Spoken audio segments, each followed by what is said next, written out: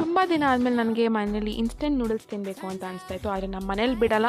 ಯಾಕಂದರೆ ನಮ್ಮ ಅಕ್ಕ ಫೋನಲ್ಲಿ ನೋಡಿ ಅದು ಆರೋಗ್ಯಕ್ಕೆ ಒಳ್ಳೇದಲ್ಲ ಅಂತ ಎಲ್ಲ ಹೇಳಿದ್ರು. ಸೊ ಅದಕ್ಕೆ ನಮ್ಮಮ್ಮ ಸರಿ ಆಯಿತು ಅಂದ್ಬಿಟ್ಟು ಮ್ಯಾಗಿನ ಸ್ಟಾಪ್ ಮಾಡಿಬಿಟ್ರು. ಆದರೆ ಇವತ್ತು ನಮ್ಮಮ್ಮ ಆಚೆ ಕಡೆ ಹೋಗಿದ್ದಾರೆ. ಸೊ ಅದಕ್ಕೆ ನಮ್ಮ ಅಕ್ಕನ ಸ್ವಲ್ಪ ಕನ್ವಿನ್ಸ್ ಮಾಡಿಬಿಟ್ಟು ಇವತ್ತು ಒಂದಿನ ಏನಾಗಲ್ಲ ಮ್ಯಾಗಿ ತಿನ್ನೋಣ ಅಂತ ಹೇಳಿದೆ. ಸೊ ಅದಕ್ಕೆ ಓಕೆ ಅಂತ ಹೇಳಿದ್ರು.